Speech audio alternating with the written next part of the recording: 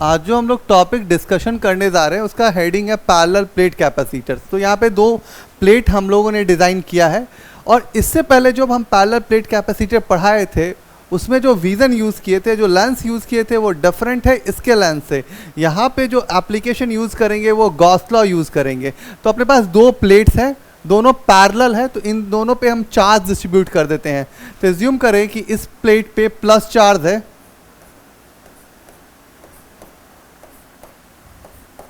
और इस प्लेट पे माइनस चार्ज है, तो ये कैपेसिटर बन गया। ठीक है,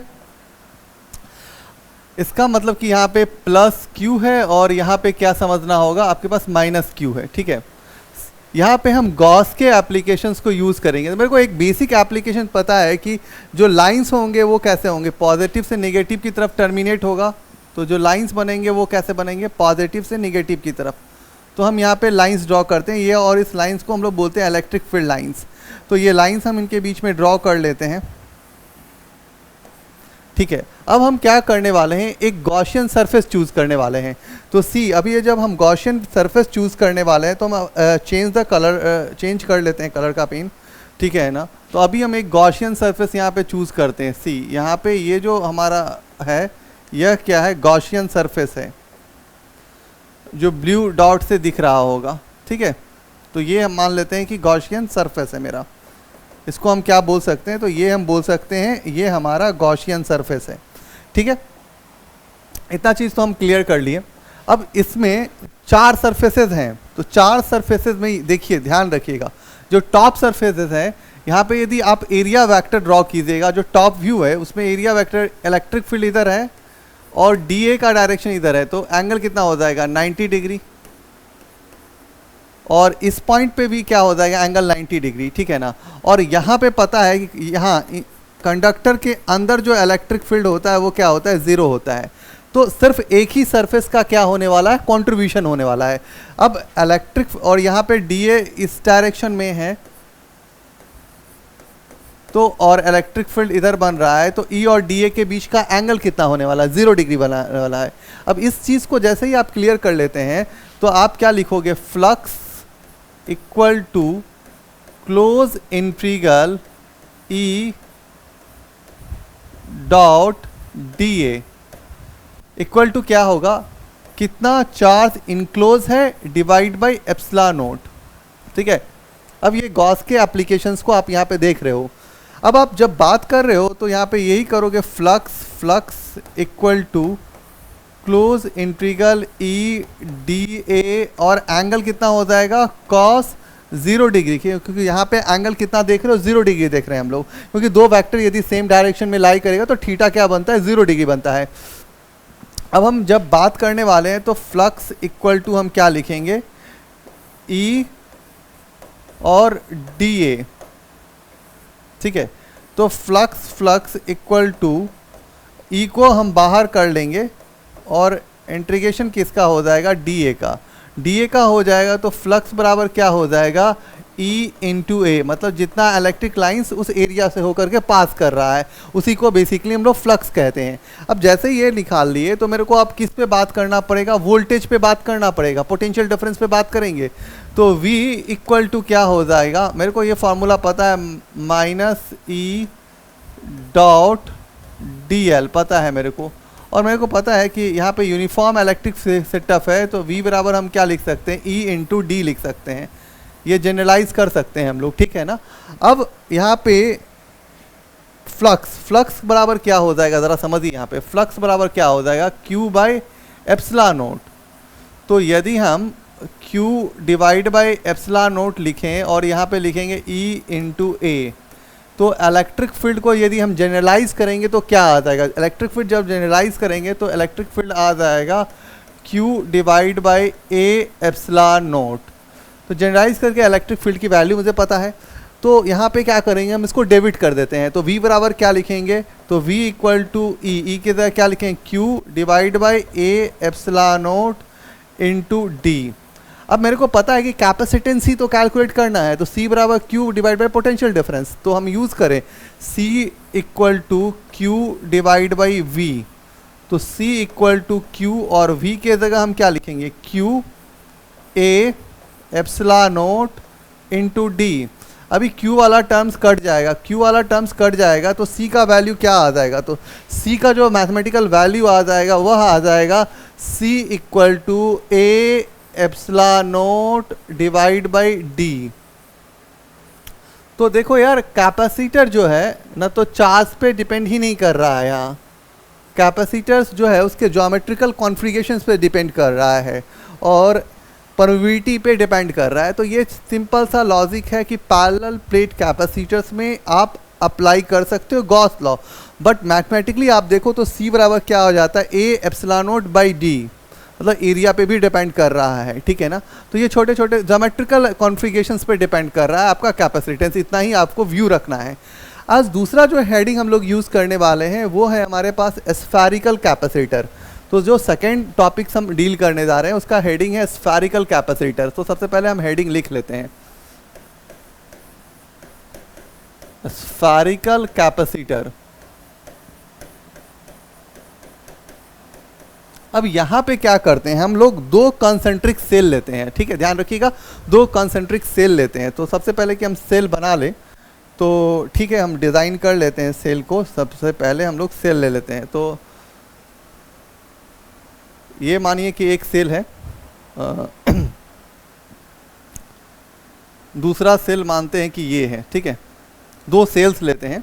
अब इस पे क्या करते हैं हम, चार्ज का डिस्ट्रीब्यूशन करते हैं, क्योंकि प्लेट्स हैं तो प्लेट्स के बारे में मेरे को पता है कि यहाँ पे पॉजिटिव और निगेटिव की बात होगी। तो यहाँ पे एक प्लेट पॉजिटिव होगा, दूसरा प्लेट निगेटिव होगा, ठीक है। तो हम क्या करते हैं कि इस प्लेट को मान लेते हैं कि ये जो प्लेट्स हैं हमारे पास, ये हमारे पास जो है पॉजिटिव प्लेट है, ये हमारे पास पॉजिटिव प्लेट है, और जो इसका इनर रेडियस है ए है, ठीक है ना, और इसका जो आउटर रेडियस है वो कितना है, बी है, ठीक है। दूसरा जो प्लेट है वो मान लेते हैं कि इस पे जो चार्ज डिस्ट्रीब्यूट किया गया है वो निगेटिव है, क्योंकि दो प्लेट्स के होने चाहिए, एक पे प्लस चार्ज होगा तो दूसरे पे क्या होगा, माइनस चार्ज होगा। आपको क्या करना है कि मानिए कि ये पॉइंट है, इस पॉइंट पे आपको इलेक्ट्रिक फील्ड पता करना है। तो पहला जो सेल अंदर में डाला गया है वो सॉलिड है, और दूसरा जो सेल है मतलब उसको हम लोग ने हॉलो रखा है। टू कॉन्सेंट्रिक सेल है अपने पास, ठीक है, ये ध्यान रखना होगा। इनर रेडियस ए है and the outer radius B है, और इसके कैपेसिटेंस की वैल्यू को ही कैलकुलेट करना है। तो अब जो हम एप्लीकेशन यूज़ करेंगे वहाँ पे गॉस लॉ का थीम डालेंगे। तो हम गॉस बाबा को पकड़ते हैं और चलते हैं अपने रास्ते की तरफ, ठीक है। तो अभी हम क्या करेंगे, यहाँ पे एक गॉसियन सरफेस बनाएंगे। तो ठीक है, यहाँ पे हम एक गॉसियन सरफेस बना लेते हैं सी। ये हमारे पास जो सरफेस बन रहा है ये बन रहा है गॉसियन सरफेस, जो और गॉसियन सरफेस का जो रेडियस है वो एज्यूम कर लेते हैं कि कितना है, आर है, और इस सरफेस को हम बोलते हैं गॉसियन सरफेस, ठीक है। तो आप कंफ्यूज मत करिएगा भाई, ठीक है। अब जैसे ये चीज़ें हम डिज़ाइन कर लिए हैं तो अब रहा कि इसको अप्लाइड हम कैसे कर रहे हैं वो समझने का है, ठीक है ना। तो अब देखिए इसमें क्या एप्लीकेशन यूज़ कर सकते हैं। तो हम सिंपल गॉस के एप्लीकेशंस को यूज़ करेंगे। तो हम क्या लिखेंगे, flux equal to close integral E dot D A equal to कितना चार्ज इनक्लोज है उसको डिवाइड कर देना एप्सिलॉन नोट से, ठीक है। अब हम बात करने वाले फ्लक्स फाई, जो पॉजिटिव चार्ज हैं तो फील्ड लाइंस किधर बनेंगे, रेडियली आउटवर्ड की तरफ, और यहाँ पे एरिया वेक्टर भी क्या बनेगा, बाहर की तरफ। तो इलेक्ट्रिक फील्ड और डीए के बीच में यदि आप एंगल देखना चाहते हो तो इनके बीच में एंगल बनेगा 0 डिग्री, क्योंकि दोनों वेक्टर सेम डायरेक्शन में लाई कर रहे हैं। तो इसका मतलब थीटा क्या हो जाएगा, 0 डिग्री हो जाएगा। अब आप लगाइए यहाँ पे बढ़िया से, तो फ्लक्स इक्वल टू क्या हो जाएगा, ई डी ए और कॉस 0 डिग्री हो जाएगा। कॉस 0 का वैल्यू 1 होता है। तो आपको पता है कि फ्लक्स फाई बराबर क्या हो जाएगा, क्लोज इंटीग्रल ई डी ए। इलेक्ट्रिक फील्ड को हम निकाल सकते हैं, तो ये कांस्टेंट है तो बाहर आ जाएगा, तो क्या हो जाएगा, क्लोज इंटीग्रल डी ए। अब फ्लक्स ई और एरिया ऑफ स्फीयर कितना हो जाता है, तो 4 पाई आर स्क्वायर होता है। According to Gauss law flux किसके बराबर होता है, अंदर का कितना चार्ज इनक्लोज है डिवाइड बाई एप्सिलॉन नोट। तो यहाँ पे फ्लक्स के वैल्यूज़ को आप चेंज कर लो क्यू बाई एप्सिलॉन नोट से। तो डिवाइड क्या कर दोगे, क्यू बाई एप्सिलॉन नोट, और यहाँ पे क्या हो जाएगा, E into 4 pi R square.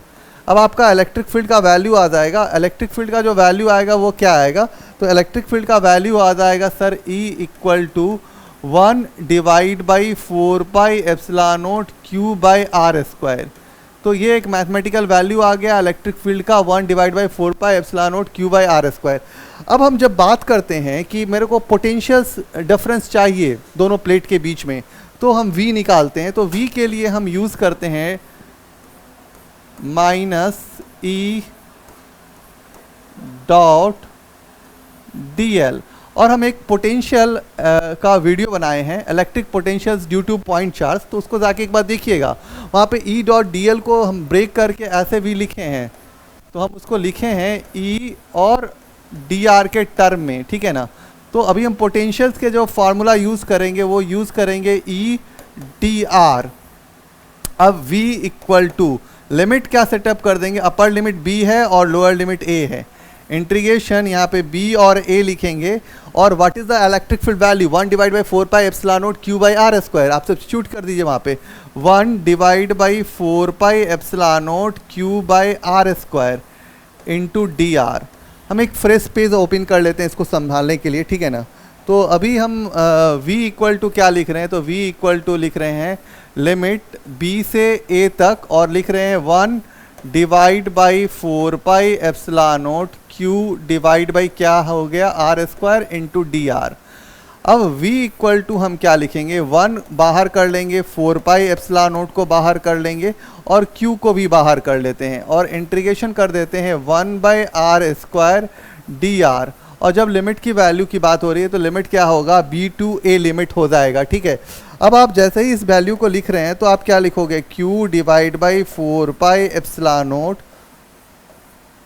आपके साथ थोड़ा सा इंटीग्रेशन वाला गेम खेलते हैं, R पे पावर -2 इंटू DR, यहाँ पे लिमिट हो जाएगा B से लेकर के A तक। अब आप यहाँ पे क्या करने वाले हैं वो ज़रा देखिए, तो आप देखिएगा कि आप क्या कर रहे हो।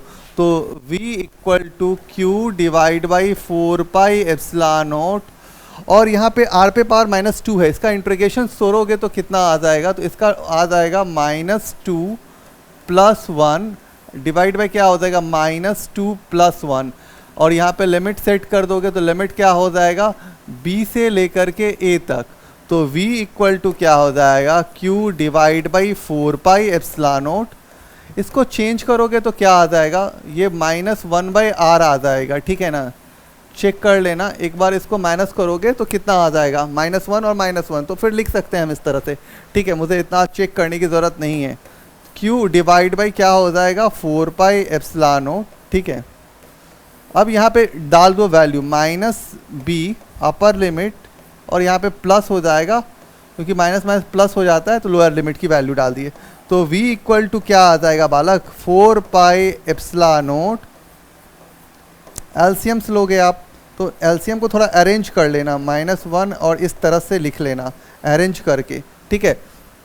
अब जैसे ही आप इसको अरेंज कर लिए, तो जैसे ही आप अरेंज करते हो तो आपका V का वैल्यू कितना आ रहा है, तो V इक्वल टू आ रहा है Q divide by 4 pi epsilon naught, और यहाँ वैल्यू आ रहा है 1 बाई A माइनस क्या आ रहा है 1 बाई B। अब क्या करो, आप एलसीएम ले लो, तो एलसीएम लोगे तो क्या आ जाएगा, Q divide by 4 pi epsilon not. Clear है। अब यहाँ पे एलसीएम लोगे तो एलसीएम क्या हो जाएगा, A से B तक का आप एलसीएम यूज़ कर रहे हो तो AB हो जाएगा। अब आप क्या लिख सकते हो, उसको B माइनस A लिख सकते हो। अब आपको पता करना है कैपेसिटेंस की what is the mathematical value, तो C बराबर Q divide by potential difference, और ये पोटेंशियल डिफरेंस किसके किसके बीच में है, तो A से B तक का भी बीच में है। तो C बराबर हम क्या लिखेंगे, Q divide by potential difference. तो C इक्वल टू Q तो Q ही रहने दीजिए, और यहाँ पे लिखोगे Q डिवाइड बाई क्या लिखोगे 4 पाई एप्सिलॉन नॉट। अब आप क्या लिखोगे यहाँ पे B minus A divide by क्या है आपका A इंटू B, और इसको आप ब्रैकेट में चाहते हो तो रख लो, ठीक है। अब AB वाला इसमें से Q वाला टर्म तो कैंसल आउट हो जाएगा, ये तो क्लियर है। 4 पाई एप्सिलॉन नॉट बाहर आ जाएगा, तो C इक्वल टू क्या आ जाएगा 4 पाई एप्सिलॉन नॉट A और B, और क्या हो जाएगा इधर B माइनस A। तो एक बार हम इसका और एक वीडियो अपलोड किए हैं, वहाँ पे हम पोटेंशियल के व्यू से बताए हैं और यहाँ पे हम गॉस के एप्लीकेशंस को यूज़ करके बताएं। तो दोनों में टेक्निक जो है वो डिफरेंट है but result will be the same. तो अभी आपका वैल्यू क्या आ जाएगा 4πε0 AB B माइनस ए। तो ये आपकी एग्जैक्ट वैल्यू हो जाएगी स्फेरिकल कैपेसिटर के अंदर, ठीक है। अब हम बात करने वाले हैं एक नए हेडिंग के अंदर सिलिंड्रिकल कैपेसिटर की बात करने वाले हैं, ठीक है। तो अभी हम एक हेडिंग चेंज करते हैं और बात करते हैं सिलिंड्रिकल कैपेसिटर के बारे में।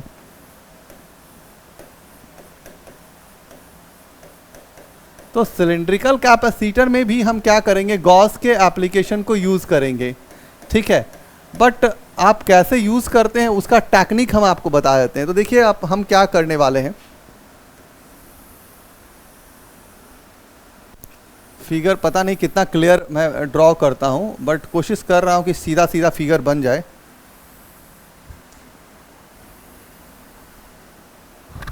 यहाँ पे थोड़ा ज़्यादा दिख रहा है तो मैं इसको सही कर देता हूँ यार, ठीक है ना। मैं इसको सही करके बनाता हूँ, थोड़ा फिगर का फील आए कि ऐसा ना लगे कि सर ने फिगर ही नहीं अच्छा ड्रॉ किया है। तो ये फील आना चाहिए आपके पास, ठीक है। चलेगा, थोड़ा बहुत तो फ़र्क आएगा ही। एग्जैक्ट बुक की तरह डिज़ाइन तो नहीं कर सकता हूँ मैं। ये अब मान ले कि एक सिलिंड्रिकल है और दूसरा इसके अंदर भी एक सिलेंडर डाला गया है, ठीक है ना। तो ये भी एक सिलेंडर है। अब क्या है इसमें समझने वाला लॉजिक समझिए। यहाँ से यहाँ तक का रेडियस, मतलब ये रेडियस ए है और यहाँ से यहाँ तक का जो रेडियस है वह क्या मान लेते हैं हम बी है, ठीक है। और इसको हम क्या करते हैं, ग्राउंड कर देते हैं, ठीक है। एज्यूम करिए कि इस पे जो चार्ज है वो पॉजिटिव चार्ज है, इस पे जो चार्ज डाले हैं क्या है, प्लस चार्ज डाला गया है। तो इसमें तो कोई थिंकिंग में लेवल पे कोई आपको दिमाग नहीं लगाना है। तो यहाँ पे एक प्लस चार्ज डाल दिया गया है। तो यहाँ पे जो इंड्यूस चार्ज होगा वो क्या होगा, माइनस होगा। तो माइनस होगा तो हम यहाँ पे जो चार्ज डाल देते हैं वो क्या डाल देते हैं, माइनस डाल देते हैं, ठीक है। तो यहाँ पे हम लोग चार्ज डाल दिए, ये माइनस चार्ज है। और इस प्लेट पे मतलब बाहर पे भी तो चार्ज आएगा बट क्या है कि हम लोगों ने ग्राउंड कर दिया है तो सारा का सारा चार्ज जो है अंदर इनसाइड द अर्थ चला जाएगा। तो अर्थ पे जो पोटेंशियल हो जाएगा, मतलब अर्थ पे जो पोटेंशियल हो जाएगा वो क्या हो जाएगा, इस कंडीशन पे ज़ीरो हो जाएगा, ठीक है ना।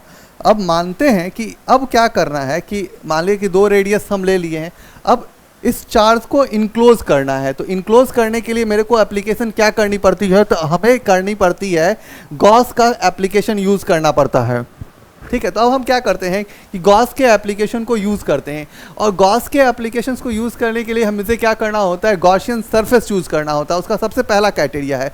तो हम क्या करते हैं, एक गॉसियन सरफेस चूज़ कर लेते हैं। तो ठीक, अब हम एक काम करते हैं कि हम एक गॉसियन सरफेस बना लेते हैं। तो ठीक है, अभी अब हम क्या करते हैं, एक गॉसियन सरफेस चूज़ कर लेते हैं। जो नेवी ब्लू कलर का दिख रहा होगा ये हमारा क्या है, गॉसियन सरफेस है, ठीक है। तो अभी हम यहाँ पे एक गॉसियन सरफेस चूज़ कर लेते हैं।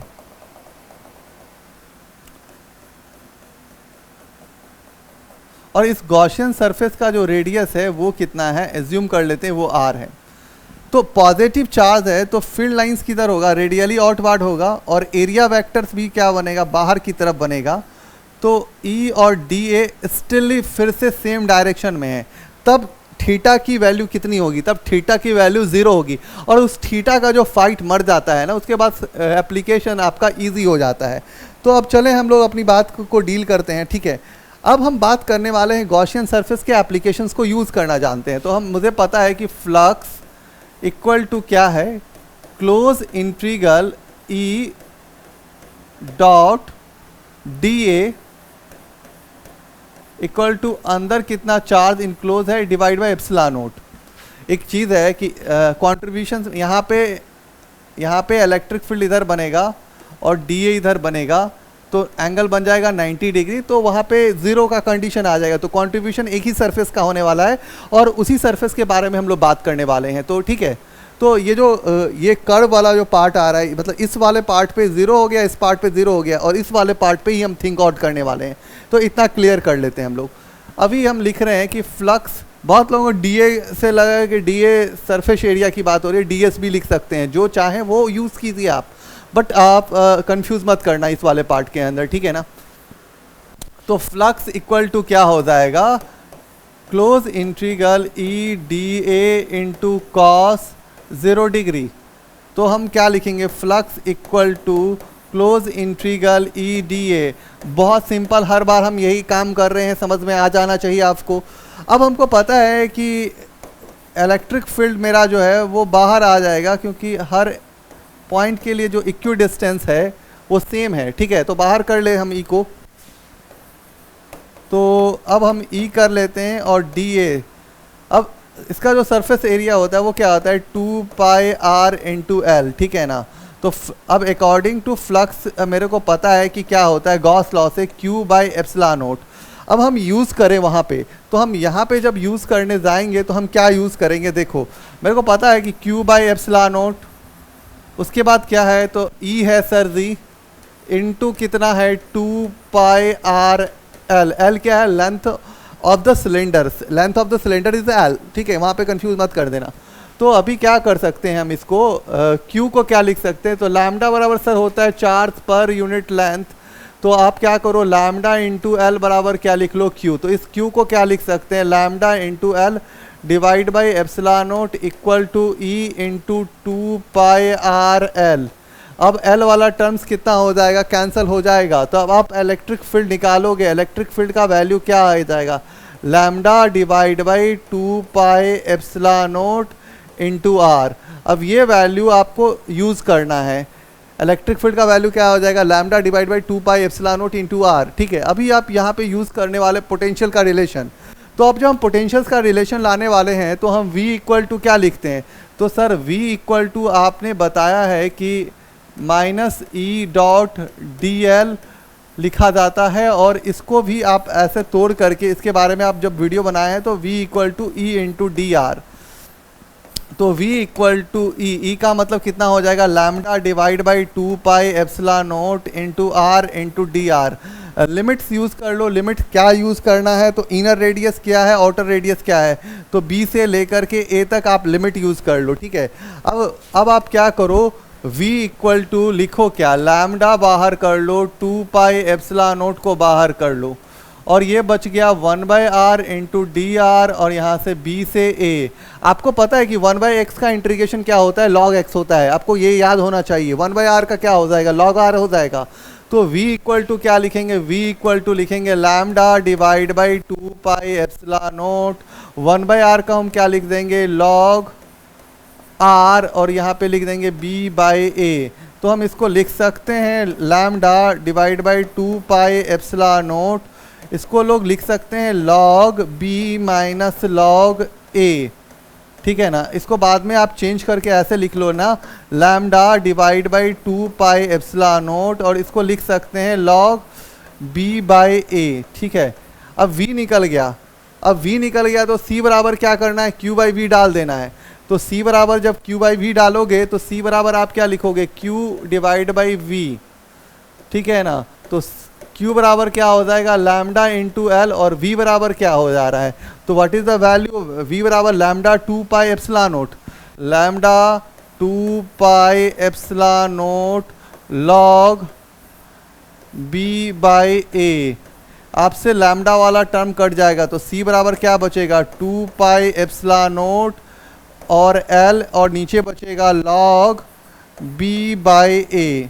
तो ये आपका एग्जैक्ट कैपेसिटेंस का वैल्यू आ जाएगा किसके, तो स्फेरिकल सिलेंड्रिकल कैपेसिटर का। तो सिलेंड्रिकल कैपेसिटर का कोई कैपेसिटेंस बोले तो C equal to 2 pi epsilon naught L into log B by A।